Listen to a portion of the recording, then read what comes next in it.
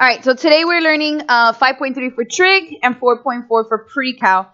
And this is trig functions of any angle. So in the past two lessons, we learned how to find the 6 trig functions, whether we are working on the unit circle or with a right triangle. Now this is going to be for any scenario. So if you ever find yourself in doubt as to which scenario to use, this is your safety net. This one will work for all of them.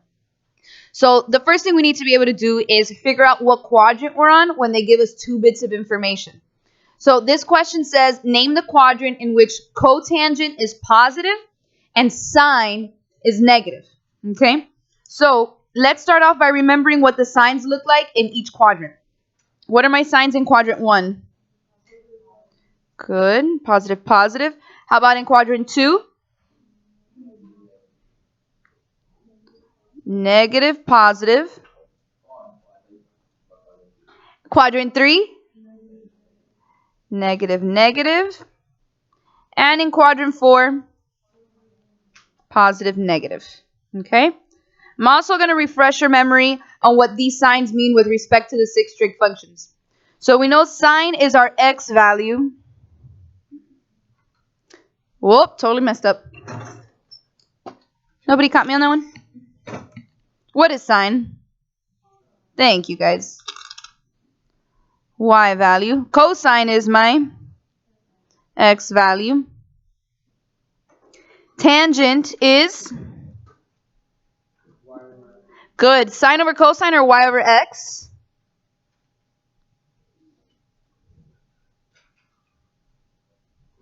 Cosecant is 1 over y, or you can say flip y. Which when I flip a fraction, does it affect my sign? Like let's say I had negative 1/2 and I flip it. What does it become? Negative 2, right? So it does not affect the sign. When I flip things, it will not change the sign. What is secant? Or flip the x. Good. And what is cotangent?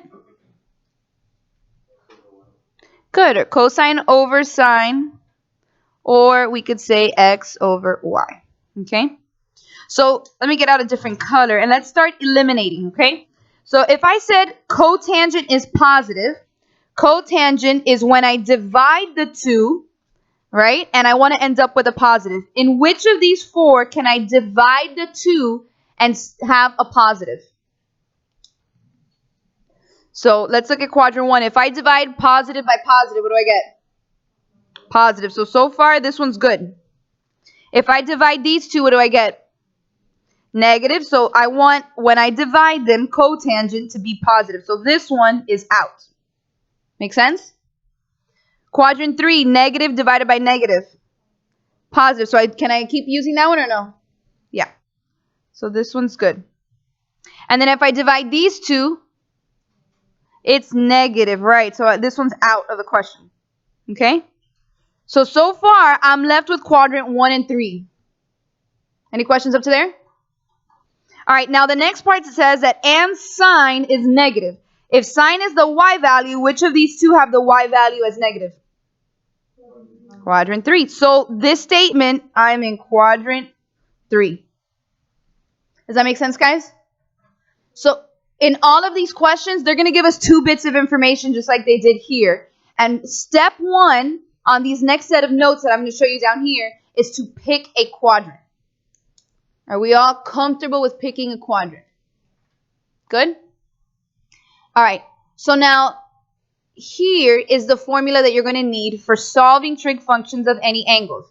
Now this must be used when you're not using a right triangle or not on the unit circle, but you could still use it if you are using a right triangle or unit circle. It'll just take you longer than what SOHCAHTOA or actually having your unit circle memorized would do.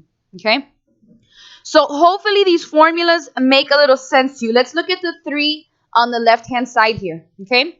We remember that cosine is our x value and sine is our y value. And tangent was getting that sine divided by that cosine.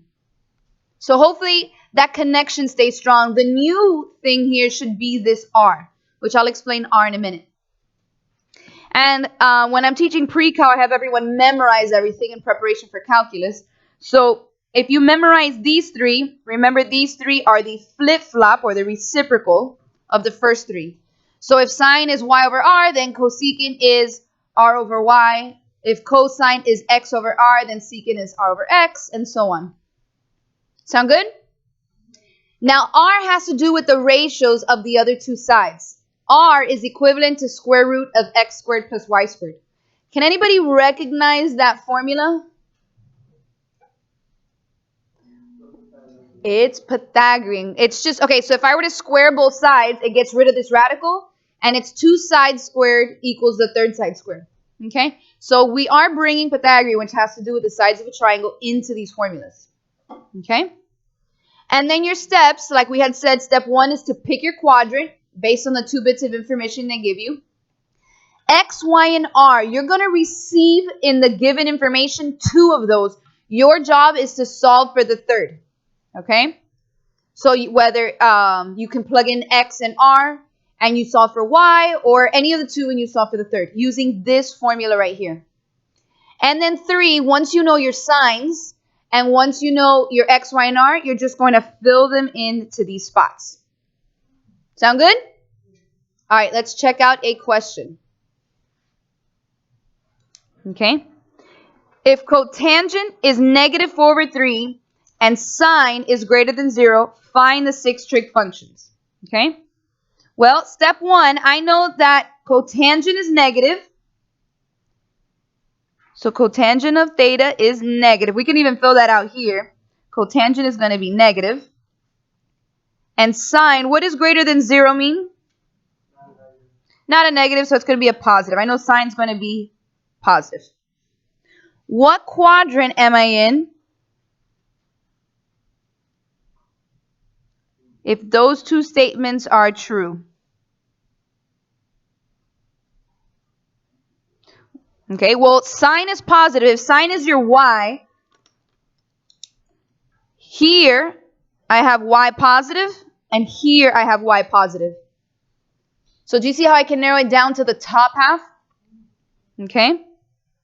Now, cotangent is when I divide the 2. In which of these 2 scenarios, when I divide, will I get a negative? Quadrant 2. So that means I am in quadrant 2. Okay? That allows me to fill out the rest of my signs. So in quadrant 2, my x, my cosine, and its flip-flop is negative. So that means cosine is negative, and whose cosine's flip-flop? Secant, right? My y, my sine is positive, and who else is positive? Cosecant. When I divide these 2 to get tangent and cotangent, what do I get? Opposite signs dividing give me a negative. Do you see how I found the signs for all 6? Just by figuring out what quadrant I'm in. Now, I know it's redundant to put the plus sign. I personally put it just so I make sure I don't forget that step. You don't have to write the plus sign, okay? All right, step 2, solve for x, y, and r.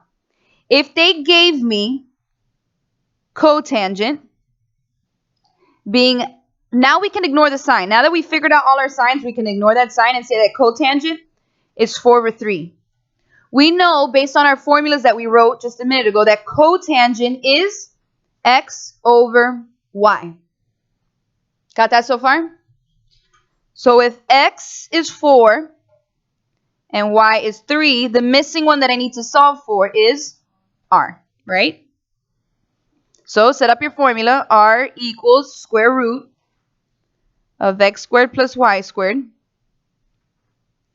R equals square root of 4 squared plus 3 squared.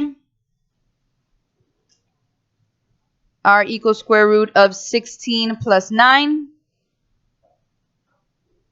R equals square root of 25. And square root of 25 is 5.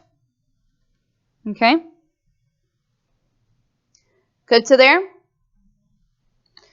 Okay. Now, every square root does give me a plus or minus, but because I already found which ones are going to be positive and negative, I don't have to worry about that sign. All right, let's take a quick second now and do step 3. We're going to fill it in according to the formulas we just wrote.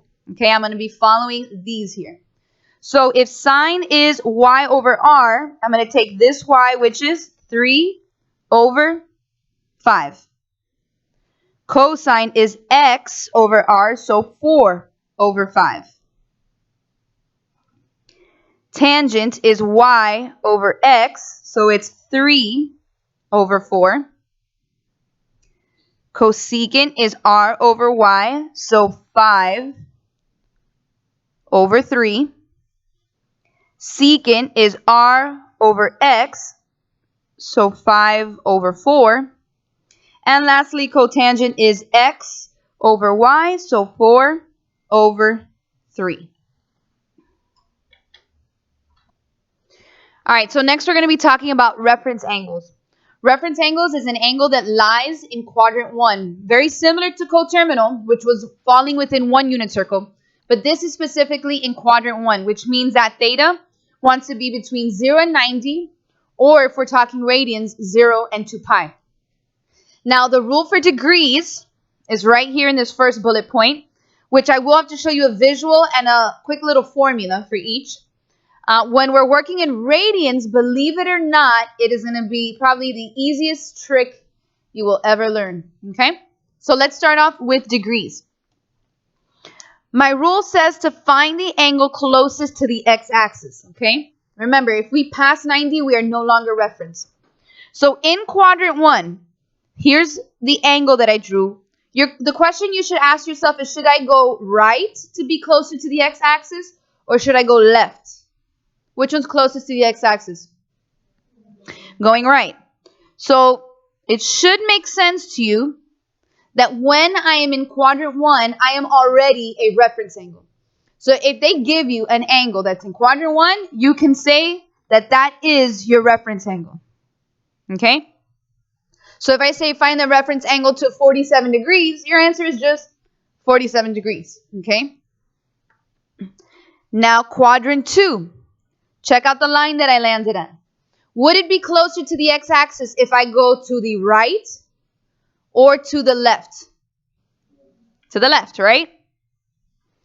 So this right here is going to be your alpha. How do you think I can solve for that alpha, for that reference angle? 180. Brilliant. This whole top part is 180. If I subtract theta from it, I'll get this leftover portion. So my rule here is 180 minus theta. The moment you catch that what they gave you is in quadrant 2, you do 180 minus that angle. Okay?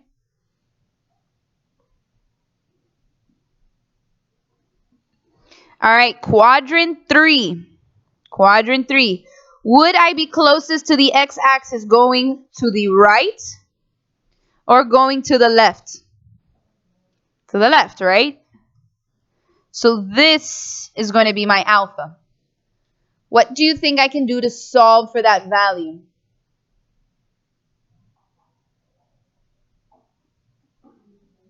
Think about it. I want to get rid of this top part. So if this entire portion here up to this line is theta, and I want to get rid of this top part, I have the full theta minus, what does this top half represent? 180. So it's the exact opposite of the last one that we just wrote. Does that make sense visually, guys? Okay, the whole theta minus that top part. All right, and quadrant 4. Quadrant 4. Would it be closest to my x-axis going to the right or to the left? To the right. How do you think I can solve for this angle? Nice. 360, which is the whole unit circle, minus theta, and it'll give me that leftover.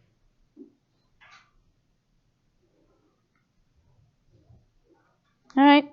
So there's your quick formulas with a little visual. Now, these formulas would work. Like if you looked in a textbook, the formulas for radians would say pi minus theta, theta minus pi, and 2 pi minus theta. But there is a lovely little trick. Feel free to do all that work. But there is a lovely little trick for radians that says if you eliminate the number in the numerator, that is your reference angle. So for example, 17 pi over 3. If I ask for the reference angle of 17 pi over 3, you eliminate the number in the numerator, so eliminate the 17, and my answer would just be pi over 3. So question, what is the reference angle to 47 pi over 14? Pi over 14. How about negative 36 pi over 12? Close. You said negative pi over 12, but remember, I want to land between 0 and pi over 2. So it has to be positive. So it's just positive pi over 12. You eliminate the negative as well. Sound good? All right, let's try out some examples for degrees and radians. All right, so let's look at these 6 examples. Find the reference angle. Number 1 says 4 pi over 3. Using our shortcut, what is our answer? Pi over 3. Okay, you eliminate that 4. How about number 2? Beautiful. And let's do all the radians while we're at it. Let's skip number 3 for a moment. What's number 4? Pi over 3. And what's number 5? Easy. So again, you don't need to do the shortcut. You are free to say, okay, 4 pi over 3 is in quadrant 2. So if it's in quadrant 2, 180's equivalent in radian is pi. You could say pi minus 4 pi over 3. Get common denominator and subtract. Okay? But you are allowed to do this for homework, quiz, and test. Now, let's do the degrees. What should I do to negative 120 degrees? Add 360. What is negative 120 minus 360? What is it? What is the answer, though? 240. Okay, now what quadrant does 240 lie in? Well, this is 180 and this is 270. 240 is in quadrant 3. So if this is in quadrant 3, what's the rule? Right, that theta that I just found, subtract 180. And now what is my final answer? 60 degrees. Okay? So step 1 was me finding coterminal. And step 2 was me finding reference. Next one. 405 degrees. Good. It's not coterminal yet, so I should subtract 360. And that gives me 45. What should I do with that 45?